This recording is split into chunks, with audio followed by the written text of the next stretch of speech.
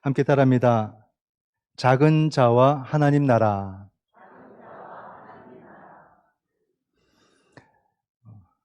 아프셔서 얼굴을 못 뵙다가 이렇게 한 번씩 시간이 지나서 다시 뵙게 될 때 참 반갑다는 생각이 들고 참 소중하다는 생각이 듭니다. 참 우리가 원치 않는 질병들을 이렇게 문득문득 만나게 되는데 그때 너무 속상하고 너무 마음이 힘들죠. 또 우리가 이제 믿음의 안에서 한 가족이기 때문에 내가 아픈 것처럼 마음이 힘들고 어려운 것 같습니다.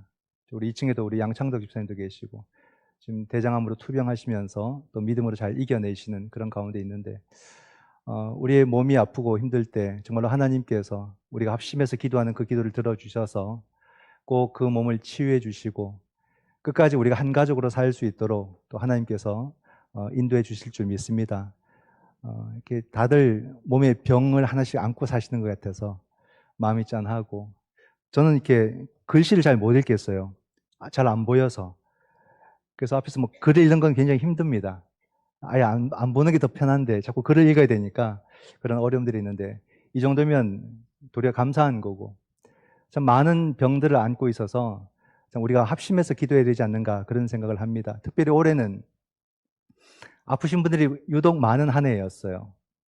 그렇게 생각해 보면 한 해를 시작하면서부터 장례가 막 시작하면서 그리고 계속해서 여름 날 때까지 많은 분들이 아프셨어요.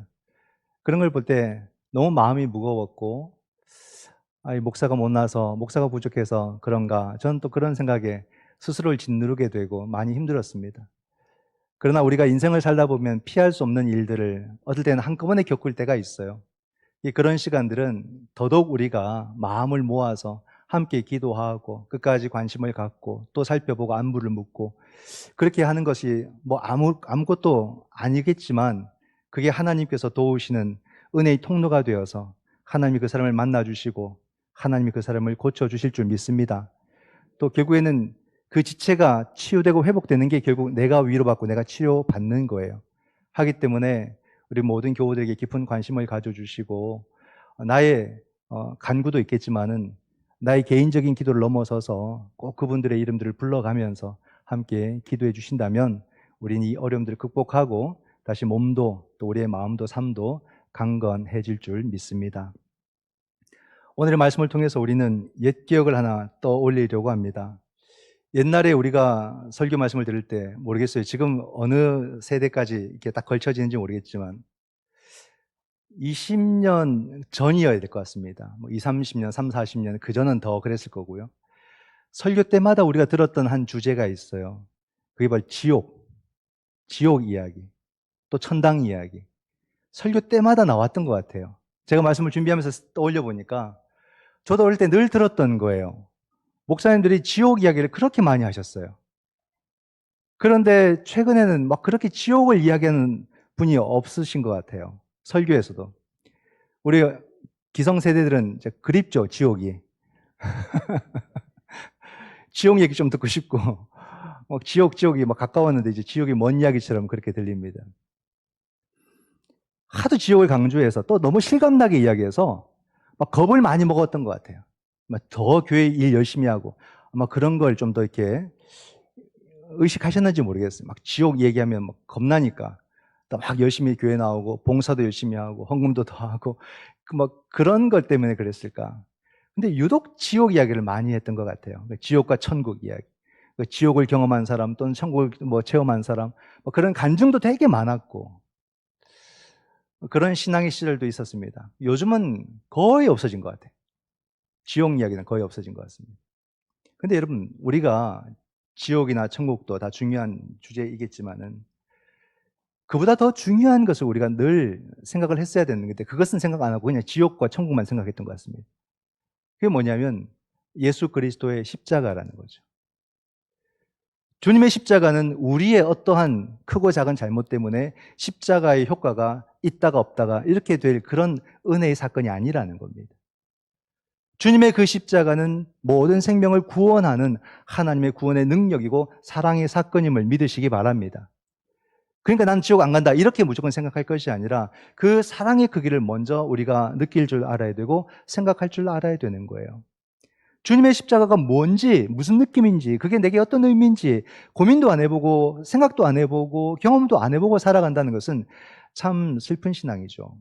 우리가 주님을 더 묵상하고 더 깊이 생각한다면 그 지옥이라는 개념보다 주님께서 우리를 사랑하심으로 그 사랑의 생명과 구원을 우리에게 허락해 주신다는 것, 이것이 얼마나 감사한 일이고, 그렇기 때문에 우리가 지옥을 방심하는 것이 아니라 그 사랑을 경험하면 경험할수록 더더욱 우리의 삶의 방향은 하나님의 나라를 향하게 만들어주는 거예요. 우리를 해이하게 만드는 게 아니에요. 은혜의 경험과 은혜의 묵상은 더더욱 우리를 그 은혜로 끌려가게 만들어주지 해이하게 만들지 않습니다. 그러니까 지옥을 계속 묵상하게 하는 것보다는 하나님의 은혜를 깊이 묵상하는 것이 더더욱 우리가 지옥에서 멀어지는 것이고 은혜를 향하고 하나님의 나라를 향한 그런 길이 된다는 것을 믿으시기 바랍니다. 그럼에도 오늘은 지옥을 이야기해요. 오늘 이야기 속에는 어떤 이야기가 나오냐면 연자맷돌, 지역, 구더기도 죽지 않는다, 꺼지지 않는 불, 이런 이야기들이 나옵니다. 과연 이것이 무엇을 우리에게 말하고 있을까? 42절을 보면요. 또 누구든지 나를 믿는 이 작은 자들 중 하나라도 실족하게 하면 차라리 연자맷돌이 그 목에 매여 바다에 던져지는 것이 나으리라. 연자맷돌. 저 옛날에 목사님들이 설교하실 때 맷돌 이야기를 여러 번 하셨거든요. 그래서 맷돌을 목에 달고 바다에 빠뜨리는 것이 더 낫다, 뭐 이런 얘기, 겁이 되게 났어요. 전 바다를 좋아해서 한 번씩 바다를 보러 가야 돼요. 그래서 바다는 동해를 봐야 돼. 동해 바다, 정말 바다처럼 보이지 않습니까? 보면 속이 시원하고. 근데 배를 타면요, 참 겁이 나요. 바다가 시꺼매요. 뭐 깊이를 가늠할 수 없는, 여기 빠지면 어떡하나, 뭐 그런 생각들 들지 않습니까? 바다는 굉장히 무시무시한 곳이에요. 근데 그 바다에 맷돌을 달고 빠진다? 그게 어릴 때부터 되게 겁나는 거예요. 와, 성경이 이런 무서운 이야기를 이야기하고 있구나. 나중에 연자맷돌을 찾아보니까 더 무서운 거예요. 연자맷돌은 맷돌이 아닌 거예요. 소나 낙이나 말이 끄는 큰 돌리는 맷돌 있잖아요. 그거예요, 그거. 세상에. 그 네이버 한번 쳐보세요. 나옵니다. 떡하니. 한 2, 3톤 될 것 같아요. 근데 성경의 그 연자맷돌은요, 약 1톤 정도랍니다. 즉, 목에 맬 수도 없어요. 매다가 죽어요. 이렇게. 그런 맷돌을 달고 차라리 물에 빠져 죽는 게 더 낫다.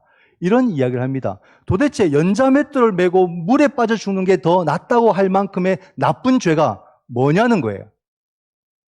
그게 바로 작은 자를 실족하게 하는 겁니다. 그러면 이게 우리가 연자맷돌 하니까 그냥 비유 같고 그냥 뭐 내게 안 일어날 일처럼 보이지만 이렇게 할 만큼, 이렇게 해서 죽는 게 더 나을 만큼 더 무섭고 더 두려운 게 뭐냐? 그건 우리 현실의 문제가 돼요. 작은 자를 실족하게 하는 거다. 이게 무시무시한 죄라는 말이에요. 실족하게 한다는 것은요, 걸려 넘어지게 한다는 말이에요. 즉, 의도적인 누군가를 넘어지게 하는 그런 모습을 실족이라고 합니다. 참 이게 무섭지 않습니까? 누군가를 넘어지게 한다. 누군가를 아프게 하고 누군가를 그 삶에서 무너지게 만든다. 눈물 나게 만든다. 그런 모습을 우리는 크게 여기지 않았는데 이게 성경에서는 어마무시한 죄가 된다는 거예요. 강도나 사기꾼들만 사람들 실족해서 넘어지게 하는 게 아니라는 것을 우리는 알아요. 우리 삶의 전반에 걸쳐서 이런 일들이 이루어지고 있다는 거예요. 직장에서도 얼마든지 이런 일들이 일어나죠. 학교에서도 일어나죠. 교회에서도 일어나는 거예요. 이것을 우리는 그냥 뭐 있을 수 있는 일 정도로 생각했지만 성경에서는 있을 수 없는 일로 설명을 하고 있다는 말이에요. 이게 얼마나 중요한 일이고 얼마나 무서운 일인가를 우리는 알아야 됩니다. 이게 정말로 한 생명을 얼마나 고통스럽게 하고 얼마나 괴롭게 할 수 있는가라는 거죠. 다르게 설명해 보면요, 실족해서 넘어지게 한다. 장애인들을 생각해 볼 수 있어요. 여기도 장애인이란 말, 차라리 장애인이 되라 이렇게까지 표현할 정도로. 오늘 우리가 살아가는 이 사회 인프라 속에서 많은 장애인들이 있는데 장애인들이 적극적으로 우리 바깥으로 나오지 않는다는 것을 우리가 아시죠? 그러다 보니까 우리 사회 속에 장애인이 많이 없구나라고 생각하겠지만 아니라는 말이에요. 나올 수가 없기 때문에 못 나오는 거라는 말이죠. 모든 인프라들이 장애인들이 다 다닐 수 있는 길이 돼야 되고 장애인들이 불편함 없이 쓸 수 있는 건물들이 돼야 돼요. 근데 조금만 가다 보게 되면 작은 턱을 만나도 그걸 건너지를 못하는 거죠. 그게 엄청난 벽이 된다는 말입니다. 건물을 들어갈 때 그 건물을 자유롭게 드나들 수 있어야 돼요. 근데 그 많은 건물들이 그냥 계단으로만 이루어지고 턱이 있고 그러면서 장애인들이 소통하지 못하고 다니지 못하는 그런 건물의 구조를 가지고 있다는 말입니다. 그렇다면 이것을 우리가 이 성경에 대입해 보게 되면은 우리 사회가 심각한 범죄를 저지르고 있는 거예요. 그러니까 이 모든 것을 우리가 성경적 가치 속에서 볼 수 있어야 된다는 것도 이렇게 현실적인 문제를 오늘의 이야기를 통해서 한번 비춰본다면 우리 사회가 굉장히 많은 문제를 안고 있구나. 이 문제를 우리가 적극적으로 해결하지 않고 있구나, 극복하지 못하고 있구나, 이것을 우리가 보게 되는 거죠. 우리 교회 건물은 그러면 모든 장애인들이 다 다닐 수 있는 그런 구조를 갖고 있을까요? 아니에요. 아직 50점 채 안 됩니다. 옛 건물이다 보니까 옛날의 법규에 맞게 그냥 지어졌지 장애인들을 적극적으로 배려하지 않았어요. 이걸 보면 아직도 우리도 많이 개혁되고 변화되어야 되고 나중에 새롭게 뭔가 건물이 세워진다면 그것이 어떤 건물이든지 그것은 모든 장애인들이 편하게 사용할 수 있는 그런 공간, 그런 구조가 반드시 되어야 되는 거죠. 이것을 우리가 갖추지 않는다면 하나님 앞에 심각한 범죄를 저지르는 것이 된다. 엄청나게 많은 돈을 들여서 기독교 기념관도 지었지만 종로에 그때 예산 줄인다고 어떤 일을 했냐면 장애인 시설들을 줄여버렸어요. 없애버렸죠. 나중에 허가가 안 떨어져서 이젠 법으로 규정하고 있는데 이런 것을 여러분 돈으로 생각하면 안 되는 거예요. 장애인 시설은 돈을 더 들여야 된다. 그 생각 자체가 틀린 거예요. 그 시설까지 갖추는 것이 그 건물이 온전하게 세워지는 비용이라는 말입니다. 그 비용을 쓰지 않는 것은 바로 그 건물을 그냥 불법으로 짓는 거죠. 그거는 예산을 줄이는 게 아니에요. 그 불법 그냥 그 자체일 뿐입니다. 그래서 나중에 다시 했잖아요. 돈 들여서. 더 들여서. 왜 그 허가가 안 나니까. 그런 어처구니 없는 일을 기독교가 하고 있다는 말이죠. 앞으로도 우리가 이런 것을 잘 생각해야 되고 정말로 실제적으로 소자를 실족하게 하는, 작은 자를 실족하게 하는 그런 일들을 우리가 두렵게 생각하고 그런 일들을 우리가 개혁해 나가고 개선해 나가야 된다라는 말입니다. 매우 중요한 일이죠. 그럼 작은 자가 누구냐? 오늘 말씀해 보게 되면 나를 믿는 작은 자. 그 말은 그리스도인들을 말하는 거 아니겠습니까? 그 당시 예수 그리스도를 따르고 예수 그리스도를 믿는 것은 핍박의 대상이기 때문에 작은 자이죠. 큰 자는 아닙니다. 또한 초대교회 시절에는 물론 예수님 당시도 마찬가지겠고 그 이전으로는 전부 다 신분제 사회이기 때문에 사람이 등급이 나눠져 있어요. 그러니까 교회 안에는 한 공동체라고 모였지만은 저기 뒤편에는 어떤 노예도 있을 것이고 종도 있을 것이고 하인도 있을 것이고 그러니까 나중에 어떤 일까지 벌어지냐면 그때는 성찬이라는 것이 우리처럼 이렇게 진행되는 것이 아니라 서로 먹을 것을 가져와서 나누는 것이 성찬이었고 그냥 유복하고 잘 사는 사람들은 와서 먼저 미리 먹고 마시고 취해버리는 거예요. 교회 안에서. 근데 나중에 종들 일하고 온 사람들은 뒤늦게 와서 먹을 것이 없어가지고 배를 쫄쫄 굶고 있는 거예요. 이것을 사도 바울이 얼마나 나무랍니까? 왜 공동체가 사람을 이렇게 차별하고 누구는 배부르고 누구는 굶어야 됩니까? 이게 바로 작은 자를 실족하게 하는 그런 모습이 되는 거죠. 그러므로 신분의 모습이든 환경의 모습이든 어떤 상황이든 간에 작은 자를 실족하게 하는 것은 하나님 앞에 중범죄요 심판의 대상이 된다는 것을 오늘의 말씀이 우리 가운데 알려주고 있다는 말입니다. 세 가지로 또 설명을 해주는데요. 43절에 보면 내 손이 너를 범죄하면 어떻게 하라? 찍어버리라. 너무 무섭죠.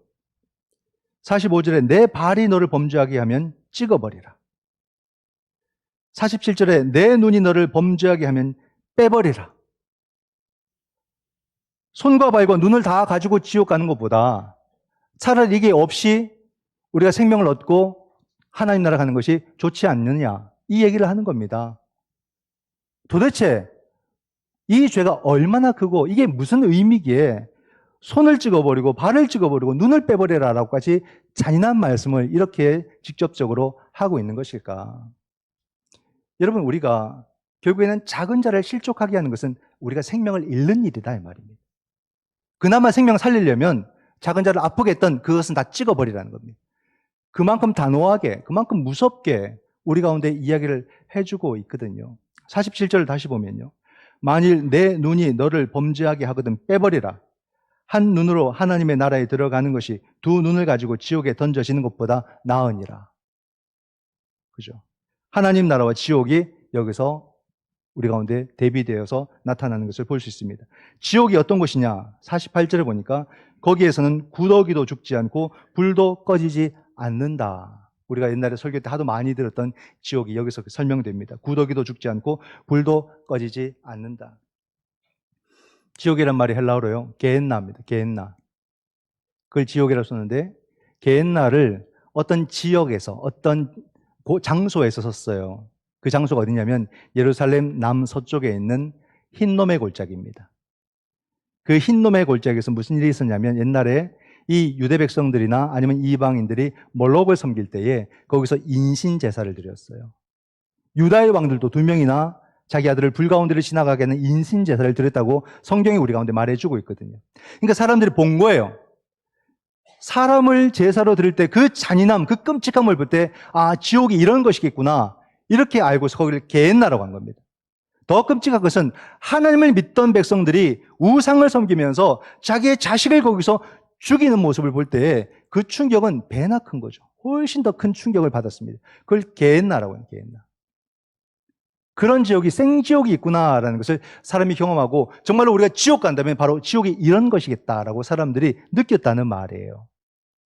그럼 다시 한번 여러분 우리가 처음에 나눴던 말씀을 다시 묵상해 본다면 우리가 정말로 큰 잘못을 저지르면 하나님은 우리를 이 지옥에 게엔나로 보내실까라는 겁니다. 우리가 하나님을 어떻게 생각하고 있느냐, 하나님을 어떻게 느끼고 있느냐 하는 거죠.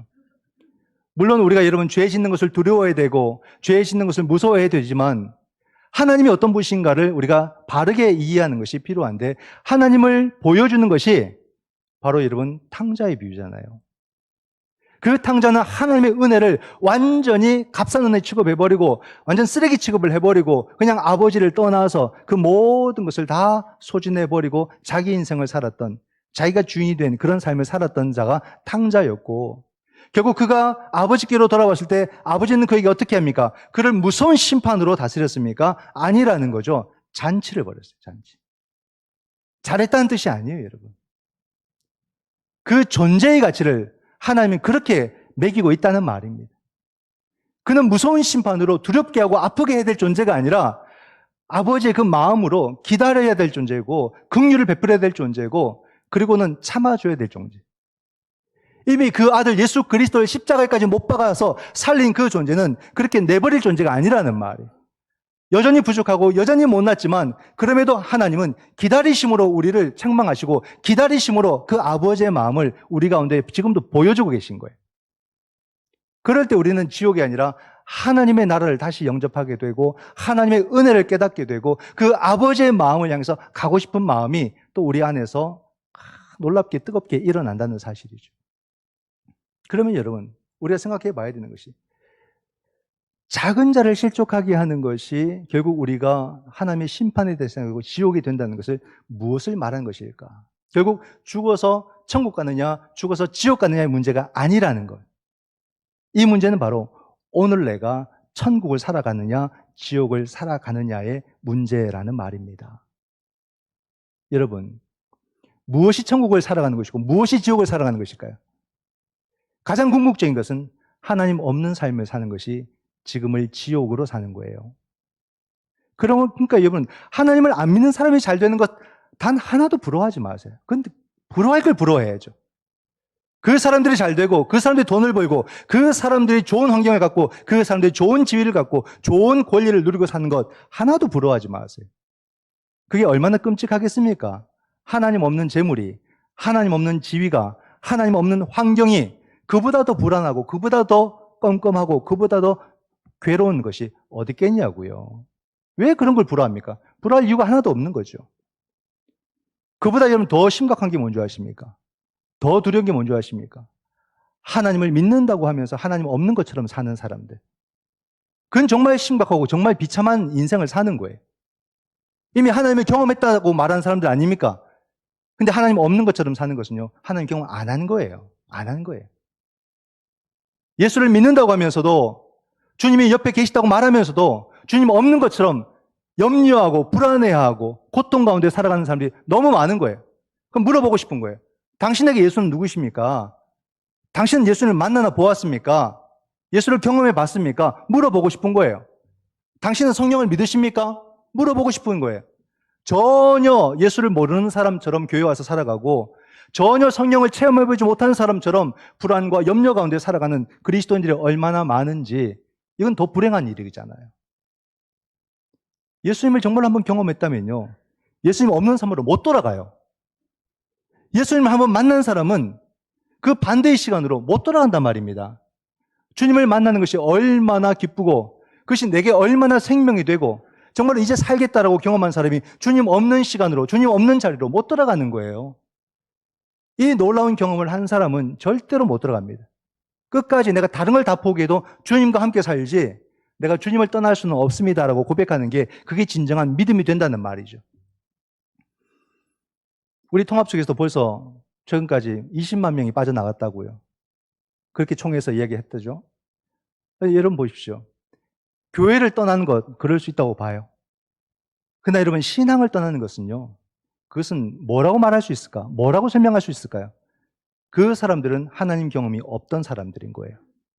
예수 경험을 해보지 못하는 거예요. 그러니까 종교 생활을 하다가 다른 종교로 옮기든지 무신론자가 된 겁니다.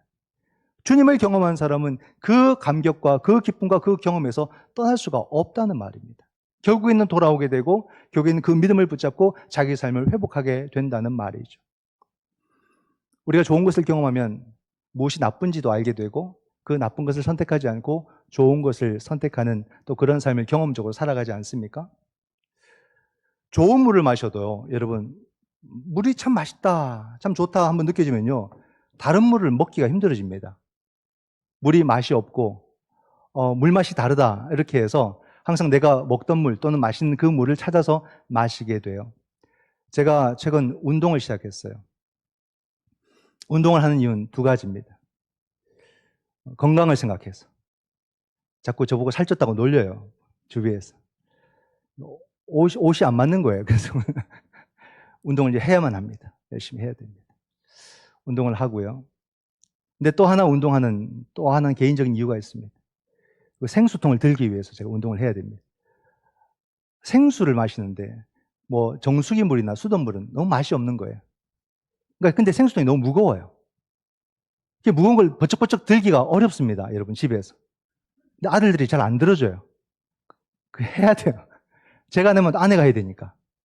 열심히 팔 운동하고 해가지고 그걸 좀 들도록 제가 내가 건강을 챙겨야겠다. 그렇게 해서 운동도 하는 거거든요. 우스갯소리지만 그 물을 계속 먹자는 거예요. 한번 맛있는 물을 경험하고 나면 다른 물을 먹기보다는 그 물을 계속 먹고 싶은 마음이 생기는 거잖아요. 우리가 좋은 공기를 마시러 가요. 강원도나 또는 바닷가로 좋은 공기를 마시다가 여러분 그 공기의 맛을 알고 서울로 와서 한낮에만 보내도 몸이 피곤해져요. 얼마나 힘든지 피로도가 굉장히 높아지죠. 우리가 물을 마시고 공기를 마셔도 좋은 것과 나쁜 것을 구분할 줄 아는데 우리가 하물며 하나님을 경험하고서 어떻게 하나님 없는 삶으로 갈 수 있겠냐고요. 안 된다는 말입니다. 이게 그냥 드리는 말씀이 아니라 안 돼요, 여러분. 예수 그리스도를 내 삶 속에서 직접적으로 경험한 사람은 진짜 누가 나를 때려서 죽여도 내가 예수 그리스도를 떠날 수가 없다 이 말입니다. 그런 삶을 끝까지 우리가 포기할 수 없는 것이 바로 주님의 경험이죠. 그러므로 우리의 삶 속에서 여러분 무엇이 정말로 중요한지를 잘 생각해 보셔야 됩니다. 지옥을 경험하는 것은 결국에는 작은 자를 실족하게 하는 것이다.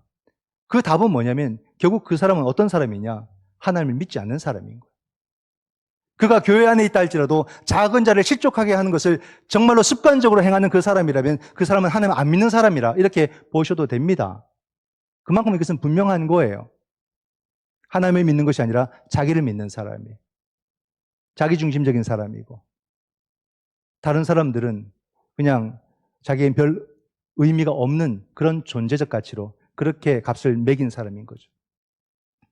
누구는 내가 막 존대하고 누구는 하대하고 그렇게 사람을 대한다는 그 자체가 하나님을 믿지 않는 거예요. 하나님을 모르는 거예요.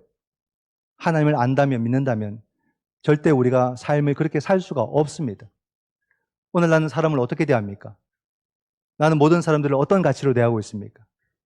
나는 정말 하나님을 믿는 사람으로서 한 생명 한 생명을 대합니까? 아니면 하나님을 모르는 사람처럼 나는 사람을 대하고 살아가느냐라는 말이에요. 누군가를 실족하게 해서 지옥을 경험하게 하는 것이 아니라 누군가를 실족하게 하는 그 사람은 이미 자기가 지옥에 있는 거예요. 자기가 지옥을 이미 살아가니까 다른 사람을 실족하는 일에 그 사람은 앞장서서 그 일을 하게 되는 거죠. 어떻게 우리가 여러분 사람을 실족하는 것을 아무렇지도 않게 할 수 있어요? 함부로 말을 하고 함부로 행동해서 그 사람을 그 실족으로의 나락으로 떨어지게 하는 것을 어찌 아무렇지도 않게 그냥 그렇게 행하냐 말입니다. 그것이 얼마나 두려운 심각한 범죄인지를 우리가 알아야 되는 거 아니겠어요? 오늘 아침에도 뉴스에 나왔지만 이스라엘이 레바논에 수천 발의 미사일을 막 쏘아대는 것, 거기에는 민간인들도 엄청나게 많은데 그냥 구분하지 않고 그냥 쏟아내는 것, 이게 무슨 행위냐 말이죠. 한 도시를, 한 나라를 그냥 지옥으로 한순간에 만들어버리는 거 아니에요. 자기들은 방어막이 잘 되어 있으니까 날라오면 다 우리는 그냥 없앨 수 있다라는 그 자신감에 그냥 그 나라에 수천 발을 쏟아부었다고 자랑하고 있는 거죠. 그건 이미 그들이 지옥에 게헨나에 사는 겁니다. 그들이 게헨나 지옥에 있다는 뜻이에요. 그러니까 이스라엘 국민들이 네타냐후 물러가라고, 제발 전쟁 좀 멈추라고 데모하지 않습니까? 자기들이 지옥인 거예요. 미사를 쏘는 곳이 지옥인 거예요. 우리가 지옥을 살기 때문에 누군가를 실족하게 하고 그런 삶을 사는 것이지, 내가 누군가를 여러분 정말로 지옥의 고통으로 떨어뜨리는 것은 내가 하나님의 심판 가운데 있다는 것을 아셔야 됩니다. 이게 정말 두려워할 줄 알아야 돼요. 이러한 삶에서 속히 벗어날 줄 알아야 돼요. 그런 것이 무엇인지도 구체적으로 따져보고 내 삶에 이런 요소가 있다면 과감하게 잘라내야 되는 겁니다. 옛날에는 몰랐더라도 지금 복음의 가치를 알고 나니까 내 삶에 그냥 내 눈에 들보 같은 것들이 많이 보이는데 그것을 우리가 과감하게 말씀 속에서 잘라내고 그러므로 누군가를 실족하게 하지 않는 그런 삶을 우리가 선택하고 그렇게 살아가는 모습이 오늘 우리들에게 반드시 필요하고 신속하게 필요하단 말이에요. 악마는 디테일에 있다는 말이 있습니다. The devil is in the detail 이라고 말하죠. 굉장히 유행해요. 그 말의 뜻이 뭡니까? 뭐든지 보면 그냥 그렇구나 대충 이렇게 보이지만 그 안에 한번 직접 들어가 보게 되면 그것이 무엇이든지 그 안에는 그저 이루어진 게 하나도 없다는 말이에요. 거기는 수많은 사람들의 노력과 대화와 또 많은 시행착오와 많은 시간들을 통해서 그러한 모양과 모습들을 갖추었다는 말입니다. 엄청난 디테일이 들어있다는 말이에요. 그러면 우리가 보는 것들을 쉽게 평가해서는 안 됩니다. 쉽게 이해해서는 안 되는 거예요. 그 하나가 만들어지기까지는 유무형의 것들이 얼마나 많은 노력과 얼마나 많은 실수와 얼마나 많은 눈물을 통해서 만들어졌는지를 우리가 알아야 된다 이 말입니다. 근데 왜 하필이면 악마일까 해서 제가 다시 또 찾아보니까 그보다 앞서 쓰였던 말은 God is in the detail이에요. 신은 디테일에 있다. 하나님은 디테일에 있다는 말이었어요. 그 말이 더 맞는 말이죠. 하나님이 세상을 창조하실 때 그냥 하나님께서 말씀 몇 마디로 창조했다고 이렇게 보면 안 된다는 말이에요. 하나님의 모든 창조 세계에서는 하나님의 그 놀라운 섭리와 하나님의 그 놀라운 생각과 하나님의 놀라운 그 사랑의 역사가 그 창조의 역사 가운데 다 들어가 있는 거예요. 그러니까 우리가 무엇을 발견하든 무엇을 우리가 이루어내든 하나님의 뜻을 온전히 다 이해할 수가 없다는 말입니다. 하물며 하나님의 그 창조의 결정체인 하나님의 형상을 부은 그 인간 한 생명이 얼마나 귀한지, 그 인생 하나가, 그 생명 하나가 얼마나 놀라운 하나님의 신비 그 자체인지를 우리가 느낄 줄 알고 알아야 되는 거예요. 그러한 생명을 우리가 왜 등급을 나눠가지고 함부로 말하거나 내가 뭐 머리를 조아리거나 어떻게 우리가 그렇게 행동을 할 수 있겠냐 이 말이죠. 좀 배우지 못하고 좀 가난하고 좀 몸이 아프면 쉽게 말을 하는 그런 경향들이 있어요. 그게 얼마나 심각한 범죄인지를 알아요. 한 생명이 얼마나 소중한지, 그 한 생명이 얼마나 놀라운 가치인지, 매길 수 없는 가치를 갖고 있는 존재 아닙니까? 그럼 우리가 이 믿음의 가치로 그 생명을 소중하게 여길 줄 알고 정말로 우리가 소중하게 대할 줄 알고 그 생명에 상처 있지 않도록 말을 할 때도 더 깊이 생각하고 말을 하고 그러한 것들을 통해서 정말로 우리가 하나님의 형상 되게 하는 그런 삶을 살 때에 나 자신도 또 그러한 놀라운 하나님의 은혜를 더 누리고 느끼게 되는 거 아니겠어요? 여러분, 작은 자를 실족하게 한다. 이 말이 그렇게 무서웠던 말이죠. 근데 이것을 사람들은 아무렇지도 않게 행하고 있더라는 말입니다. 즉 그 말은 그 사람들은 하나님 안 믿는 사람, 모르는 사람, 무신론자라고 말해도 된다는 말이. 그렇다면 더더욱 이 교회라는 공동체 안에서는 그러한 모습들이 나타나면 안 되는 거예요. 우리는 어떻게 해야 생명을 생명답게 여기고 그 상처받은 생명들을 치유할 수 있겠느냐 하는 거죠. 그게 여러분 거듭남이에요. 거듭남. 거듭나지 아니하면 안 돼요. 사도 바울이 말했던 것처럼 우리가 새로운 피조물이 안 되면 안 됩니다. 그래서 어떻게 이루어집니까? 성령으로 가능한 거예요.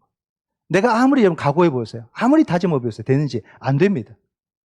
하나님이 나를 도와주셔야, 내가 성령의 사람이 되어야, 내가 그러므로 거듭이 나야 생명의 가치를 알고 그 복음의 가치로 생명을 볼 줄 아는 그런 눈도 가지게 되고, 그러면서 모든 생명들을 치유하고 살리고 함께 살아가는 법도 배우게 되는 거 아니겠습니까? 오늘 마가는 우리에게 거듭남 또는 새로운 피조물을 다른 말로 해주고 있어요. 너희 안에 소금을 두라. 소금을 두라. 50절에. 이 소금은 곧 생명의 단어 아닙니까? 소금은 누구에게 허락해 주셨습니까? 주님은 제자에게 허락해 주셨어요. 제자란 그 속에 소금을 두고 있는 사람이고 생명의 가치를 아는 사람이고, 그러므로 실족한 소자를 다시 살려내는 사명을 감당하는 사람이다라는 것을 말씀해 주고 있죠. 여러분, 우리가 정말로 예수 그리스도의 참 제자가 되어야 되는 것이 실족한 영혼들이 너무 많기 때문에 그렇습니다. 왜 많은 생명들이 실족해서 더 이상 일어나지 못하고 회복되지 못할까? 혹시 내가 그 피의자는 아닐까? 그 생각을 우리가 다시 돌아보게 되고, 우리가 진정으로 말씀으로 성령으로 거듭나서 우리는 이제 실족한 소자들을 다시 살려내는 그런 삶을 살고 어둠을 빛으로 지옥을 천국으로 만드는 그런 삶을 살아가는 그런 예수 그리스도의 제자가 되고 삶이 되기를 주님의 이름으로 축원드립니다. 아멘. 기도하겠습니다.